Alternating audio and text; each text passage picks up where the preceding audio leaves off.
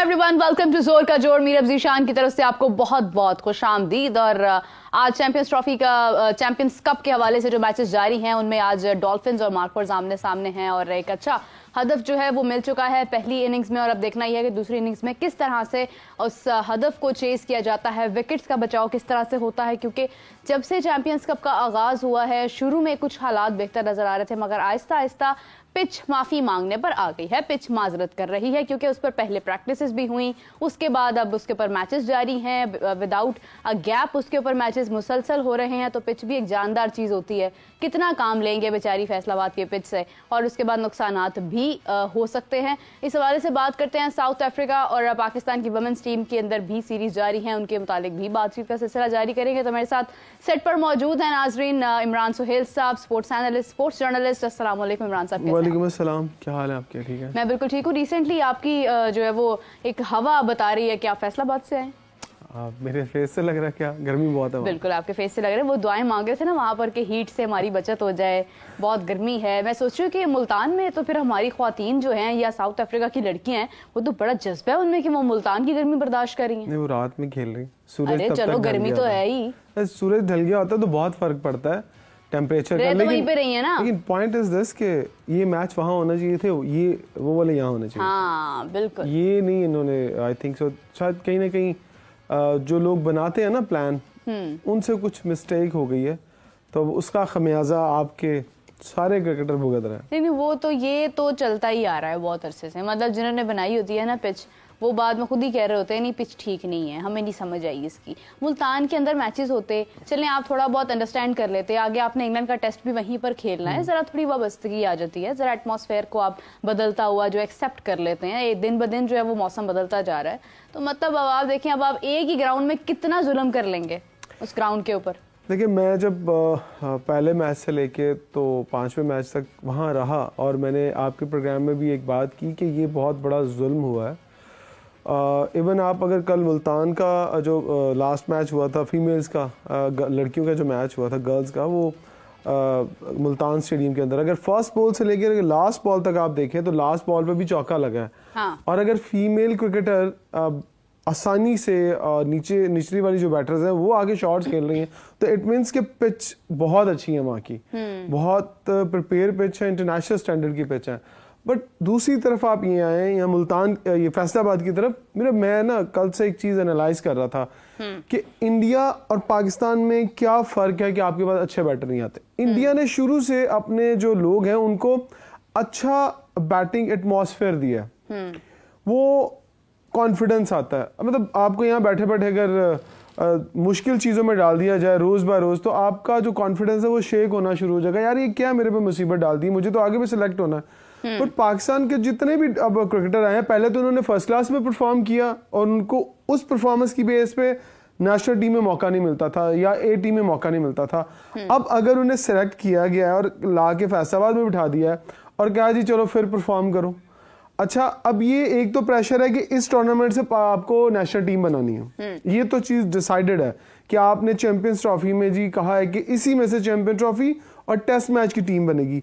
अब आपने खड़ा कर दिया उनको इस मरहले के अंदर कि वो आउट होने से बचे या रन्स बनाएं या स्ट्राइक रेट बेहतर करें।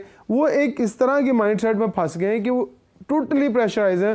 और आप भी कैसे जज करेंगी? एक लड़का 100 करता है, मिसाल के तौर पे एक इनिंग 50 ओवर की इनिंग है, उसके अंदर 10 बैट्समैन खेलते हैं, जितनी मर्जी बुरी आपकी बैटिंग हो, कोई ना कोई 50 तो कर ही जाता है। तो यहाँ पर भी 100 कोई ना कोई कर रहा है।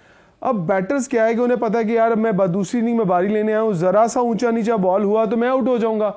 और इसी प्रेशर के अंदर आपकी सेकेंड इनिंग में जितने भी अब तक मैचेस वीर आपने देखे हैं वो चेज नहीं हो रहा, और लड़के क्या कर रहे हैं 150-200 के अंदर ही सारी टीमें जो ढेर हो रही हैं। अगर आप यहाँ बैटिंग पिचेस बनाते या उनको देते, यहाँ तो बन भी नहीं सकती थी, बैटिंग पिचेस देते तो शायद आपको बाबर आजम भी 100 करते दिखाई देते, उनका कॉन्फिडेंस बहाल होता जो कि अंडर प्रेशर है। यहाँ पर आपके वो बैटर्स भी परफॉर्म करते जो आप टेस्ट करना चाह रहे हैं कि हाँ यार आएंगे चौके छक्के मारेंगे तो इनका कॉन्फिडेंस ज्यादा होगा। अब वो उनका फिर कॉन्फिडेंस शेक हो रहा है, वो परफॉर्म नहीं कर पा रहे हैं। अब आप किस तरह से सेलेक्ट करेंगे? अब आप परफॉर्मेंस देखें कौन परफॉर्म कर रहा है, वो लड़के जो आप एक्सपेक्ट नहीं कर रहे थे, आपके स्टार्स परफॉर्म नहीं कर रहे हैं, वो तो नए लड़के परफॉर्म कर रहे हैं, तो क्या आप में इतना हौसला है कि आप चैंपियंस ट्रॉफी के अंदर अपने स्टार्स को निकाल के इन नए लड़कों को खिलाएंगे? आप आज लिख लीजिएगा, जब चैंपियंस ट्रॉफी की टीम बनेगी ना, तो हार्डली 1 या 2 नए लड़के इसके अंदर आएंगे। और वो भी मैं उन नए लड़कों की बात कर रहा हूं जिनका आप जिक्र करते हैं कि आपके पास बैकअप नहीं है। कामरान गुलाम शुरू से परफॉर्म कर रहा था, उसने अब भी परफॉर्म किया, वो तो ऑलरेडी उस टीम का हिस्सा होगा।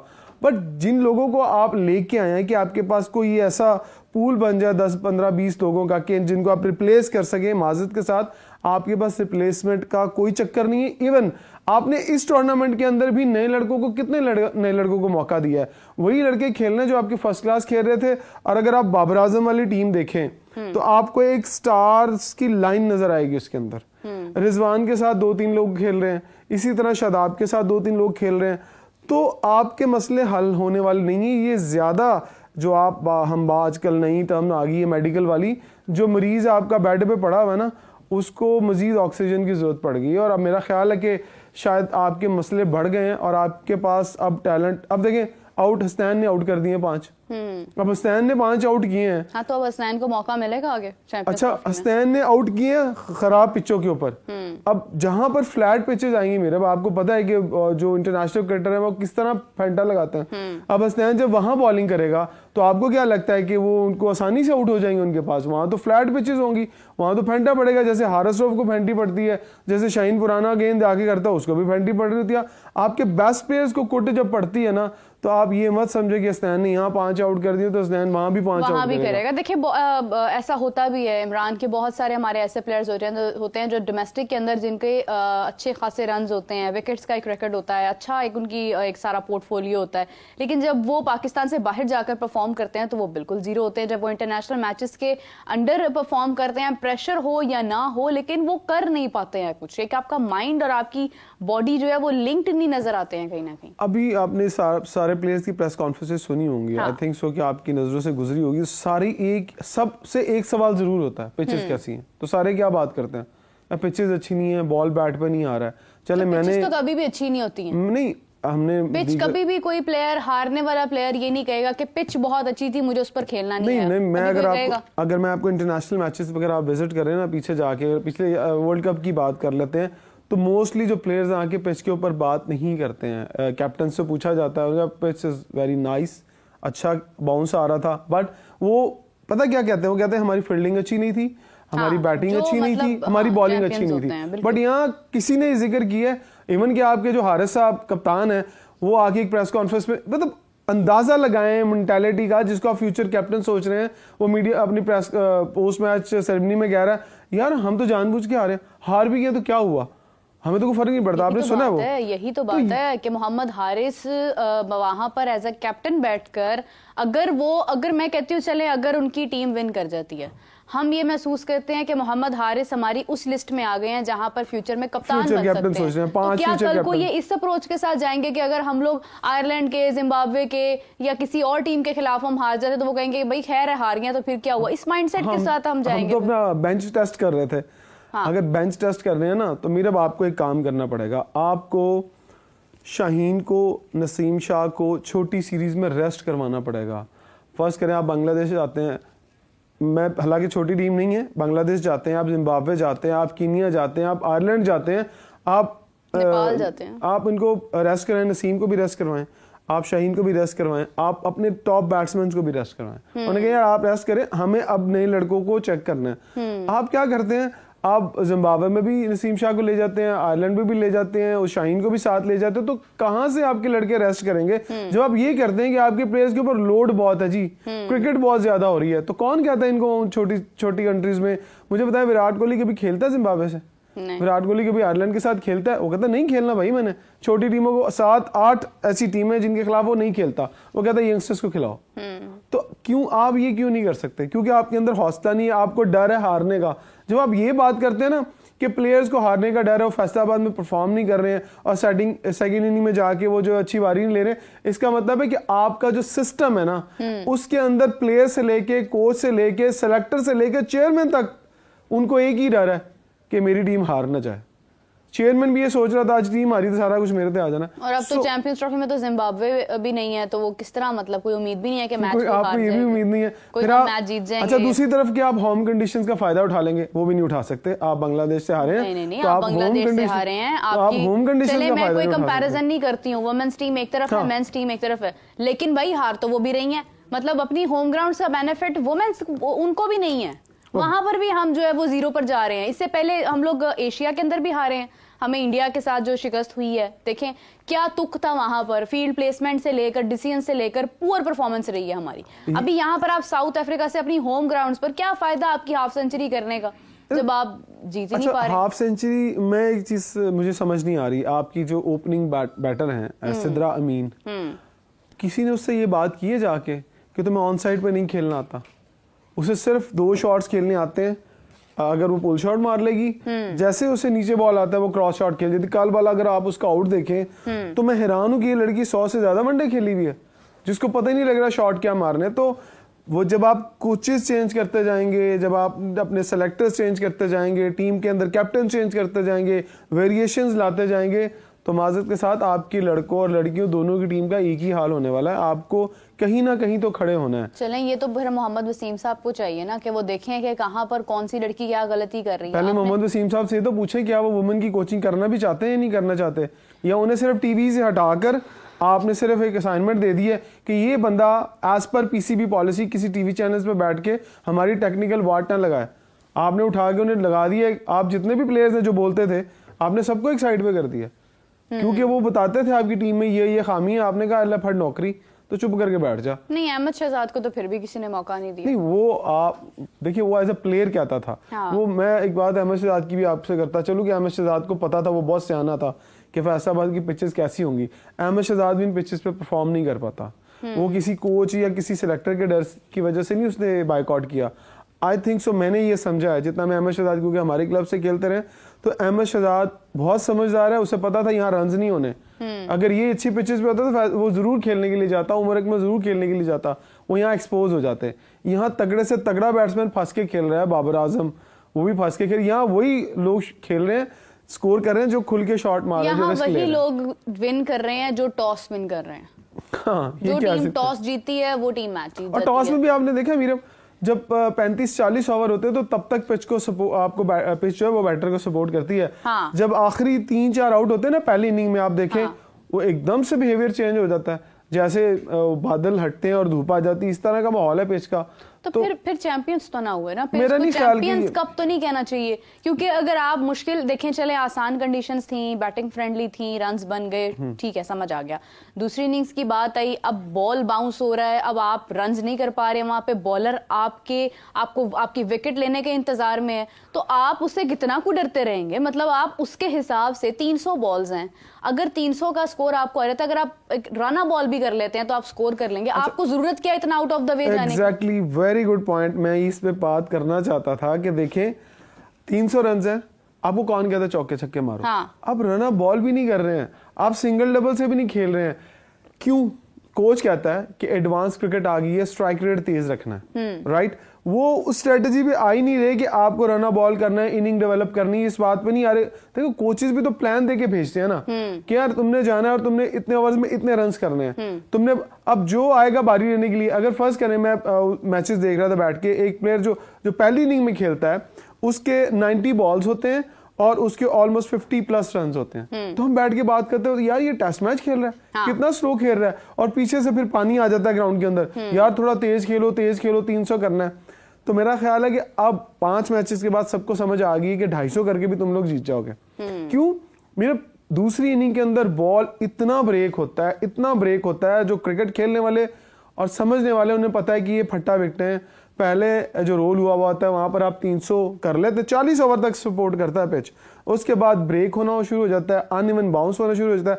अब बैट्समैन को ये समझ नहीं आ रही होती मैंने तेज खेलना है या मैंने स्लो खेलना है। अगर वो स्लो खेलता है तो स्ट्राइक रेट ऊपर चढ़ जाता है, अगर वो तेज खेलने जाता है तो बॉल अनइवन होता है, ब्रेक होता है, क्रॉस शॉट, क्योंकि क्रिकेट में अब ज्यादा क्रॉस शॉट पे स्कोर होता है। सीधे बल्ले के साथ अब स्कोर नहीं होता, सीधे बल्ले के साथ सिर्फ टेस्ट क्रिकेट में आप स्कोर कर सकते हैं, जहां पर आपको स्ट्राइक रेट का कोई प्रेशर नहीं होता। जैसे आप हाफिज इमरान के साथ प्रोग्राम में बात कर रही थी कि टेस्ट मैच में तो स्ट्राइक रेट का भी कोई आपको नहीं कहता कि आप स्लो खेल रहे हो, तेज खेल रहे हो। यहाँ पर आप पे प्रेशर होता है, यहाँ पर आपने क्रॉस शॉट भी खेलना है। आईसीसी भी ये कहता है कि बैटिंग फ्रेंडली पिचेस बनाए।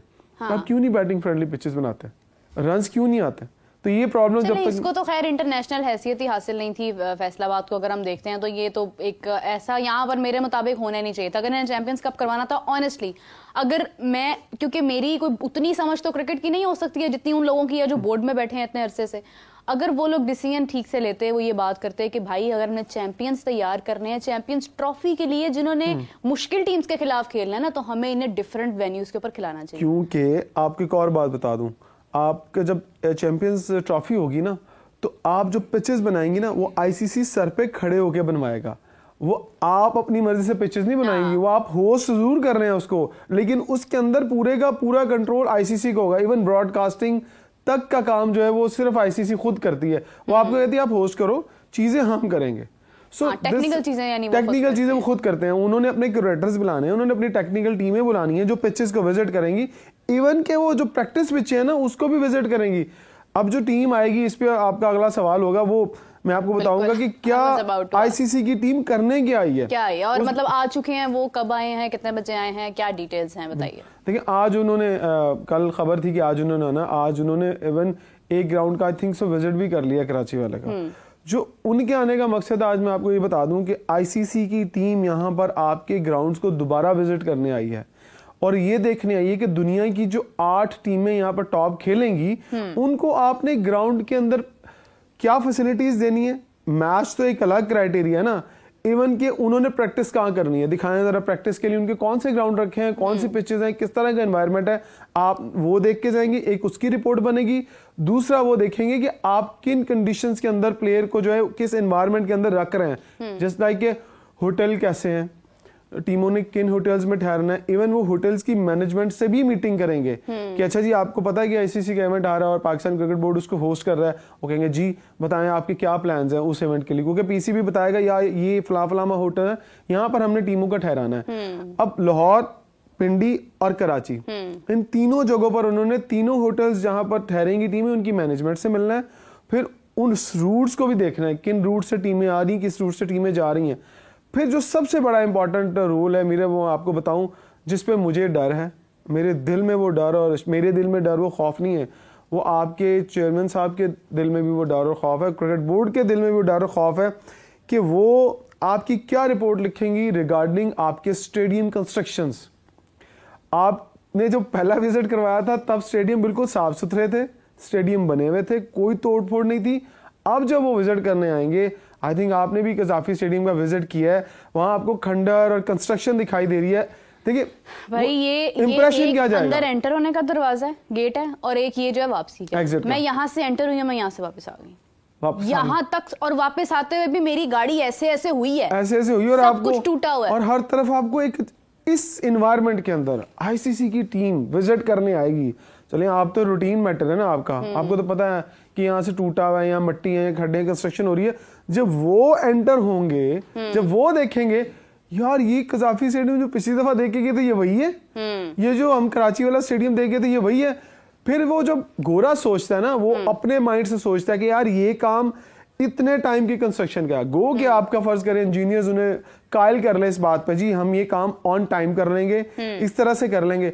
आपको लगता है कि वो आपकी बातों को कोड करके लेके एक रिपोर्ट आईसीसी को देंगे? अगर आईसीसी ने भी बोल दिया कि यार ये उनके इंजीनियर्स की रिपोर्ट है, अगर वो एक इंजीनियर हायर कर लें फौरी कि जाएं जी जाके विजिट करके आए कि क्या ये काम ऑन टाइम मुकम्मल हो जाएगा, तो अगर उनका इंजीनियर आता है, उनकी इंजीनियर टीम आती है कि जाएं दोनों स्टेडियम का विजिट करें जाके, क्या ये स्टेडियम्स ऑन टाइम चल, क्योंकि ये इवेंट आईसीसी का है, ये पाकिस्तान सिर्फ होस्ट कर रहा है, पीएसएल नहीं है, ये पीएसएल नहीं है, आपने सिर्फ होस्ट करना है, बाकी सारी की सारी आईसीसी ने एक एक चीज देखनी है। जब आईसीसी एक एक चीज देखेगा, रिपोर्ट बनाएगा, तो आप उसके बाद अंदाजा लगा सकते हैं कि हाँ आईसीसी कितना मुतमईन है। फिर जब आप ये बात करते हैं कि जय शाह आपकी चीजों पे रोड़े अटकाते हैं, तो आपको क्या लगता है कि इन रिपोर्ट्स के जाने के बाद उनको हौसला नहीं मिलेगा आपके ऊपर बात करने अभी के तो लिए। दिसंबर में उन्होंने आना है ना, उनके डिसीजंस तो मैटर ही नहीं करते हैं यहाँ पर। अभी तो आईसीसी की तरफ से कोई उनका कोई वो भी शख्स आ जाएगा ना, मुल्क जो में किसी बड़े इंस्टीट्यूशन के अंदर तब्दीली हो रही हो ना, तो आपका इन्फ्लुएंस उस बंदे का पहले ही आ जाता है। तो आईसीसी के अंदर तो वैसे ही उनका होल्ड है, तो जब उनको पता है कि जय शाह आ रहे हैं, तो आपको क्या लगता है डिसीजंस उनकी मर्जी से नहीं चलने शुरू हो गए? पहले भी उनके नाम नजर भी होते हैं। मैं honestly it's not about Jay Shah, honestly it's not about him, it's about के एक ऐसी चीज जो पाकिस्तान में भी सबको नजर आ रहा है, जो मोहसिन नकवी साहब को खुद भी नजर आ रहा है। मतलब this is the wrong communication, जिसने बताया है कि हाँ जी हम करवा लेते हैं और ये हमारा टाइम हो जाएगा। ये यहाँ पर आगे आपका बिल्कुल वैलिड पॉइंट है कि मोहसिन नकवी साहब को किसी ने गलत गाइड कर दिया है। अभी तो पिंडी का स्टेडियम तोड़ने लगे थे, वो तो मोहसिन नकवी साहब ने समझदारी का मुजाहरा किया। उन्होंने एक थर्ड पार्टी बंदे से पूछ लिया कि भाई जाके विजिट करो, एक अलहदा से उन्होंने विजिट करवाया, तो उन्होंने न्यूट्रल बंदे ने कहा कि इसको मत तोड़िएगा, ये नहीं बनने वाला दोबारा से, ये तो सारा स्टेडियम तोड़ना पड़ेगा। तो यहाँ पर अब मोहसिन नकवी साहब क्योंकि दीगर मामलात में भी बड़े इन्वॉल्व हैं, अपनी दूसरी जो उनके पास असाइनमेंट है, तो ये बहुत क्रिटिकल होने जा रहा है। आई थिंक सो कि ये टेक्निकल नॉकआउट ना हो जाए। ये हम सिक्योरिटी बेस पे तो हमारे मुल्क में अल्हम्दुलिल्लाह कोई ऐसा मसला नहीं है, सारी टीमें आ चुकी हैं। सिक्योरिटी पॉइंट ऑफ व्यू से तो हम खुश हैं कि हमारा मुल्क अब इस वक्त बड़ा सिक्योर मुल्क है, सारे लोग आ रहे हैं और सारी टीमें आने को तैयार भी हैं। पर जब टेक्निकल नॉकआउट आप होंगे ना, वो आप ग्राउंड्स की वजह से होंगे। मैं आप भी आज को बता दूं, ये बात लिख लीजिएगा, मुझे डर है, और ये क्रिकेट बोर्ड के लोगों, मैंने पहले बताया, उनको भी डर है कि ये टेक्निकल नॉकआउट ना हो जाए। ये अगर हो गया ना तो फिर ये बहुत बड़ा क्योंकि देखिए आईसीसी ने आज तक कभी, if may be I am wrong correct me, कि आईसीसी ने कभी अपनी कोई डेट्स में सडन तब्दीली की है? कि मतलब एक मैच अनाउंस्ड है कि वो 9 को होना है, 6 जून को पहला मैच होगा, तो वो 6 जून को ही होता है, वो कभी भी चेंज नहीं होता। हाँ, अगर कोई ऐसा जैसे कोविड आ गया था, हाँ, मतलब या कोई एक नेचुरल डिजास्टर हो तो वो एक अलग आ जाए, वहाँ हाँ। पर कोई इस तरह का मामला ना हो जाए। लेकिन एक आपकी इंटेंशनली अगर आप एक काम खराब कर चुके हैं, आप नहीं ठीक से कर पा रहे हैं, उसमें तो देरी नहीं आती है ना, पूरा एक स्केड्यूल होता है। आईसीसी के और भी इवेंट्स हैं उसके बाद। एक और बड़ा टेक्निकल पॉइंट है कि आईसीसी ने आपको कहा था ग्राउंड तोड़ के बनाओ, उन्होंने तो उन्हीं ग्राउंड्स को एक्सेप्ट किया था ना। उन्होंने कहा था कि जो पहले टीम आई थी, दिस इज वैलिड पॉइंट आपका, कि जो पहले टीम आई थी तो इन्हीं ग्राउंड्स को क्लियर करके गई थी कि हाँ ओके ये ग्राउंड है, ये फैसिलिटीज हैं, ओके ठीक है, हम आपको ये अवार्ड करते हैं, आप करवाएं इसको। वो भी 2021 में, ठीक है। लेकिन आपको क्या जरूरत पड़ गई थी आप बैल मुझे मार वाली? अब आप उनको बता रहे हैं कि हाँ अब आईसीसी फर्ज करें। मिसाल देता हूँ, हमने एक बात पूछा भी था मोहसिन नकवी साहब से कि ऑप्शंस क्या हैं, तो उन्होंने यूं हाथ आगे किया, तो उन्होंने कहा नो ऑप्शंस, हम सेकंड ऑप्शन सोच ही नहीं रहे। आप नहीं सोच रहे, जज्बा है वो। एज अ सीएम अगर मैं देखूं तो उन्होंने बहुत काम किए हैं, मैं भी उनका मोतरफ हूं। डू यू रिमेंबर के last year, I guess last year या कि वो बन रहा था, एक अंडरपास बन रहा था कलमा चौक का, ठीक है, और उसको जो डेट दी गई थी उस डेट पर वो कंप्लीट नहीं हुआ था। विद इन डेज वो इतना हो गया था कि वहां से ट्रैफिक गुजरने लगी थी। अब ये अंडरपास नहीं है, अब ये स्टेडियम है, यहाँ पर पवेलियन से लेकर उसकी सारी सराउंडिंग से और लेकर, उसके बाद आपके ऊपर कोई प्रेशर भी नहीं होता जब आप अपने मुल्क के अंदर अपने मुल्क के लिए कंस्ट्रक्शन कर रहे होते हैं ना। फर्ज कर अंडरपास 2 महीने 3 महीने लेट भी हो जाएगा तो आपको ही इज एम्बिशियस, वो एक होता है डिसीजन मेकर, उन्होंने इरादा किया था, वो चीज मुकम्मल हो जाती है टाइम पर। लेकिन स्टेडियम नहीं होता ना, स्टेडियम के और मामलात हैं। आपने वहां पर इंटरनेशनल लोगों को बुलाना है, आप होस्ट कर रहे हैं, मतलब आपने घर पे मेहमान बुलाकर आपने घर तोड़ दिया सारा। वही ना, अगर फर्ज करें अपना पीएसएल होता तो हम कहते चलो यार डेट्स आगे कर लो पीछे कर लो, हमारे हाथ में है। पर ये डिसीजन आईसीसी का है कि क्या वो डेट्स आगे करता है, ये वेन्यू चेंज करता है। हाँ। अगर वो कहे ठीक है आपको पैसे हम देते हैं, आप ही होस्ट हैं। इवन जैसे हम पीएसएल थे, पहले वाले पीएसएल जब मुल्क के हालात ठीक नहीं थे, तो हमारे 3 पीएसएल दुबई में हुए थे ना। हाँ। होस्ट किसने किया था? हमने किया था। वो सब कुछ हम पैसे हमारे पास थे। जैसे Afghanistan was about to host, yes, UAE में सारे इवेंट्स करता है। तो अब ये दुआ करें कि आईसीसी वो जेन्युइन रिपोर्ट बनाएंगे, वो ये नहीं लिखेंगे। उन्होंने एक एग्जैक्ट एक पेज बनाना है और सामने रख देना, जनाब फैसला कर लें कि यही होने जा रहा है। और इस विजिट के बाद एक और, आई थिंक सो कि 2 विजिट और हो। क्यों? कि अब वो लेके जा रहे हैं रिपोर्ट यहाँ से कि अच्छा यार यहाँ से टूटा हुआ है, और ये कब बनेगा ये इंजीनियर्स उन्हें बताएंगे, और जब इंजीनियर्स बनाएंगे तो तब वो फिर आएंगे कि अच्छा इंजीनियर्स ने जो हमें प्लान दिया था वो एज पर टाइम वर्क हुआ उनका मुकम्मल। जो ये डेट देंगे ना कि जी इस डेट को हमारी हर चीज मुकम्मल होगी, वो उस डेट से समझ लें कि कुछ दिन पहले आएंगे। अब मैं कहता हूँ एक माह बाद वो फिर आएंगे, आफ्टर 1 मंथ वो आएंगे, क्योंकि अब हो रही है कंस्ट्रक्शन, अब उन्होंने रिस्क नहीं लेना है, वो विजिट पे विजिट करेंगे। अब आपने मुतमईन करना है और मुतमईन खंडरात उन्होंने तो प्लान बी पूछना है, उन्होंने तो पूछना है। आपको क्या लगता है कि वो अगर वो इस रिपोर्ट के बाद वो प्लान बी पे सोचना शुरू कर दें? वो पूछेंगे, मतलब देखिए ना, human errors are the part of life. अगर वो मतलब एक टेक्निकल सवाल है जो आईसीसी को भी इस वक्त करना चाहिए कि आपने शुरू तो कर लिया, अब if do you think this could be complete, मतलब बाय टाइम हो जाएगा ये? अगर वो कहते हैं कि yes we are sure about it, वो कहते हैं इन केस अगर नहीं होता तो what is your plan B? Definitely वो इनसे पूछेंगे, हाँ जी बताएं आपकी ख्वाहिश क्या है। मतलब वो सामने खुद बिठा के पूछेंगे, बताओ अब क्या करना है तुमने। अब प्लान बी है डेट आगे करना। आई थिंक सो कि डेट्स आगे नहीं हो सकती, उसकी बहुत बड़ी रीजन है कि कैजुअल आईसीसी का को वेन्यू डिसाइड कर लें, फिर फैसलाबाद को कर लें, जिसका वेन्यू आईसीसी को जो फाइनल हो गया ना वही है, वो चेंज नहीं हो सकते। अगर होने होते ना तो फिर आप पिंडी ना मैच लेके जाते, आप मुल्तान लेके जाते। भाई आपके जो टॉप जैसे टॉप खिलाड़ी आपके 4-5 है ना, वैसे आपके टॉप स्टेडियम्स भी ये थे जिनकी हालत आपने टॉप खिलाड़ियों वाली कर दी है। बस अब गलती हो गई है, अब बस अभी दानिश कनेरिया की स्टेटमेंट में देख रही थी जो कह रहे थे कि आपके मोहम्मद रिजवान जो हैं ये रन्स की जब जरूरत होती है ना उस वक्त नहीं करते हैं, गैर जरूरी रन्स करते हैं। इनको अगर हम T20 के अंदर भी देखें, अब देखें आपने टेस्ट के अंदर रन्स किए, मोहम्मद रिजवान ने 171 का स्कोर किया, उसके बाद जब जरूरत थी कुछ भी नहीं किया। अभी तो चले छोड़ दें, मैं चैंपियंस कप को काउंट नहीं करती हूँ, इंटरनेशनल सतह पर तो नहीं है, ये तो आपका एक तरह से प्रैक्टिस है, ये आपकी प्रैक्टिस है, होना वही है जो पहले होता आ रहा है। ये सिर्फ आपकी बस एक आपका दिल लगा हुआ है, लोगों का ध्यान स्टेडियम से हटाकर यहाँ पर डालने की एक जो है वो पेशकश है, ठीक है। ये माजी को छुपाने के लिए ना हाँ। गलतियों को ये सामने आपके रखने ये बस ये देखें, आप एंजॉय करें, आप भूल जाएं स्टेडियम्स को, वो बन जाएंगे, आप ये मैच एंजॉय करें, ये वो कंडीशन है, ठीक है। एग्जैक्टली। लेकिन आपके प्लेयर्स की ये हालत है कि वो जरूरत के वक्त काम नहीं आ रहे हैं, यही हालत आपके स्टेडियम्स की बना दी है। देखिए अभी क्रिकेट पाकिस्तान क्रिकेट के अंदर ना वन मैन शो चल रहा है, one man show. Who is the one man? जिसकी आप बात कर रहे हैं, आपकी बात कर रहे हैं रिजवान की, क्रिकेट टीम के अंदर कि हर चीज रिजवान के ऊपर आकर रुक जाती है, स्टॉप हो जाती है कि हाँ वनडे का कप्तान रिजवान से अच्छा कोई नहीं है।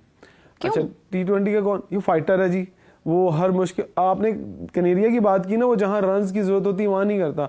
अगर आप पाकिस्तान क्रिकेट बोर्ड को पूछ लेना, रिजवान को पूछ लें और टीम को पूछो, कि ये वहां रन्स करता है जहां जरूरत होती है, जहां सब लेटे होते हैं ना एंड पे आगे रिजवान। अच्छा रिजवान रन्स क्यों करते हैं? रिजवान एग्रेसिव खेलते हैं, आप उनकी बैटिंग उठा के देख लें, चैंपियंस कप के अंदर भी और पिछले टूर्नामेंट्स के अंदर वो रिस्क लेते हैं, वो रिस्क लेके खेलते हैं, ऑन साइड पर ज्यादा खेलते हैं और वो रन्स कर जाते हैं। जो लोग सीधा सीधा खेलने के चक्कर में एक क्रॉस शॉट मारते हैं वो आउट हो जाते हैं। और मेरा ख्याल है कि अब मेरा जो अगली बात है ना वो है कैप्टन्स। आपने 5 कैप्टन डिसाइड किए, चले जी पाकिस्तान क्रिकेट बोर्ड ने अगर 5 कैप्टन डिसाइड किए तो इट मींस के 5 प्लेयर आपके साइड पे कर दें और आपको मजीद कितने प्लेयर चाहिए? 10। अगर तो आप कप्तानों को बाहर निकाल रहे हैं, आप शादाब खान को बाहर निकाल सकती है टीम से, जितनी बड़ी उनकी सिफारिश है, और वो आउट भी कर रहे हैं, आप उनको नहीं निकाल सकते। हारिस को निकाल सकते हैं अब टीम से बाहर, जिनको आपने कप्तान बनाया। तो आउट तो ये हसनैन ने भी किया, वो एक अलग सब्जेक्ट है। 5 विकेट्स लिए वो बिल्कुल, वो बहुत बड़े कॉम्पिटिटर होंगे, बीच में कहेंगे जी मुझे सेलेक्ट करें, फिर आपके माजी में फिर जो परफॉर्मर हैं उनको फिर आपकी 111 का स्कोर तो आपके उस्मान खान ने भी कर दिया। हैदर अली स्कोर कर रहे हैं, हैदर अली स्कोर कर रहे हैं। हैदर अली किसकी जगह रिप्लेस होंगे? क्या वो साइम अयूब की जगह भी रिप्लेस होंगे? भाई कामरान गुलाम की जगह नहीं बनती है यहाँ पर। कामरान गुलाम ने एक बंदे को निकालना है, वो आप सोच लें किसको निकालना है। फिर हैदर अली अगर स्कोर करता है, भी तो टूर्नामेंट के 5-6 मैचेस और 7 मैचेस बाकी हैं, कामरान गुलाम किसको निकालेंगे बाहर अगर वो परफॉर्म कर जाते हैं? अच्छा जी उस्मान ने एक सेंचुरी की हुई है, उस्मान अगर स्कोर कर जाते हैं तो उनकी जगह पे कौन? ये शामिल नहीं करेंगे। अच्छा कौन रखेंगे आप उनकी जगह पर? अच्छा अगर what is your expected playing, मतलब प्लेइंग 11 तो नहीं कहूंगी, आपको तो फहीम अशरफ आज 4 आउट कर गए। फहीम अशरफ वो तो मैं मानती हूँ, फहीम अशरफ जो हैं ये तो पहले भी इंटरनेशनल सीरीज भी हमें खेलते हुए नजर आए हैं। नए प्लेयर्स में अगर मैं देखूं, व्हाट इज योर एक्सपेक्टेड 15 का स्क्वाड जो कि आगे हमारे टेस्ट में भी जा सकता है, जिसको आगे हम यूटिलाइज कर सकते हैं चैंपियंस ट्रॉफी में भी एक आधे की तबदीली करते हुए? मेरी ख्वाहिश पूछ रही है, मुझे लग रहा है ये मुझे ख्वाहिश नहीं, मतलब एक ऑन मेरिट आप मतलब हाँ एक ओपिनियन दे दें कि आपको लगता है कि ये होगा, मतलब यू नो वेरी वेल कि क्या डिसीजंस होते हैं। देखिए एक तो कामरान गुलाम होंगे आपकी, ऑर्डर के मुताबिक बताएं। ऑन अगर शुरू से अगर हम टेस्ट की बात करते हैं, क्योंकि इसके बाद फौरन तो टेस्ट ही है हमारा। इसके बाद टेस्ट है ना। हाँ। टेस्ट में आप बड़ी तब्दीलियां नहीं कर पाएंगे। अब्दुल्ला शफीक होंगे या इमामुल हक रिप्लेस कर देंगे? इमामुल हक रिप्लेस कर जाएंगे। ठीक है, आप इमामुल उससे हक, जाए मैं बताता जाता हूँ। इमामुल हक के बाद साइम अयूब या शामिल कामरान टीम में गुलाम? नहीं होंगे, कामरान गुलाम होंगे। कामरान गुलाम होंगे, ठीक हो गया। अब बाबर नंबर 3? बाबर तो या खेलेंगे। शान मसूद? शान मसूद नहीं, बाबर। शान मसूद तो अभी तो ये डिसाइड होना है ना कि शान मसूद कैप्टन नहीं है। अगर शान कैप्टन है, ये तो कोचेस ने कह दिया कि भाई कैप्टन यही रहे। अगर तो कैप्टन है ना, हाँ। तो फिर वो टीम में चलें, फिर तो सबसे वन डाउन आसान हल है आपका टीम में परफॉर्म करो या ना करो, क्योंकि आप कैप्टन बन जाओ, टीम में आपने टॉस करने जाना, आप टीम का हिस्सा होंगे। बाबर आजम तो होंगे, शान मसूद भी होंगे, लेकिन बाबर और शान को यानी कि नंबर 4 और नंबर 3 जो है वो तो ये locked है, आपके ठीक पक्के है। हैं। उसके बाद साउथ शकील, मोहम्मद रिजवान। साउथ शकील के ऊपर उसकी परफॉर्मेंस नहीं हो रही है, लेकिन आई थिंक सो होगा। मोहम्मद रिजवान आपके स्क्वाड का हिस्सा, बल्कि कप्तान हो सकते हैं वो आपके, मैं भी बता दूंगा। नहीं, मुझे नहीं लगता, क्योंकि जब कोचेस ने कह दिया कि कप्तान हम तब्दील नहीं करेंगे तो फिर तो नहीं, ये कोचेस के कहने पे नहीं कप्तान तब्दील अरे होगा। चेयरमैन साहब ने कहा तो है। चेयरमैन साहब तो पहले भी बहुत कुछ कह चुके हैं, याद है उनका, उन्होंने 2-3 अपनी स्टेटमेंट दी थी। यूटर्न की स्टेटमेंट से बचने के लिए उन्होंने चैंपियंस कप जो है वो कैंसिल नहीं यूटर्न करवाया। उन्होंने ले लिया था, तो अभी मुझे लगता है कि कप्तान आपका चेंज हो जाएगा। आई थिंक सो कि शान मसूद बिल्कुल परफॉर्म नहीं कर रहे हैं, आपकी इस टूर्नामेंट में परफॉर्म नहीं कर रहे, तो फिर किस बेस पे आप उन्हें खिलाएंगे? चले शान मसूद एक तरफ, मतलब जरा स्टॉप कर देते हैं उन्हें। शान मसूद, बाबर, साउथ शकील, मोहम्मद रिजवान, ये हमारे हो गए 7 लोग लॉक्ड। हाँ। अब तीन लोग जो हैं उनमें से कौन? अब नीचे हैं फास्ट बॉलर्स की जाने। ठीक है, अब हम फास्ट बात बॉलर्स में करते आपका हैं शाहीन, कामरान गुलाम, तो मतलब वो तो वहां पर उस नंबर पर एज नहीं ऑलराउंडर खेलते, लेकिन सलमान अगर अली बात आगा। करें- सलमान अली आगा, वो ठीक है। आपके पक्के यानी स्क्वाड वो का पक्के हिस्सा हैं। पक्के स्क्वाड का हिस्सा। उसके बाद आप फास्ट बॉलर्स पे आ जाए। शाहीन। मोहम्मद अली, पहले मोहम्मद अली भी कंफर्म है। मोहम्मद अली कंफर्म यानी खेलेंगे, हसनैन की कोई जगह बनती ही नहीं है। मोहम्मद अली कंफर्म खेलें। हसनैन टेस्ट स्क्वाड का हिस्सा नहीं होंगे, आप लिख लें आज ये बात।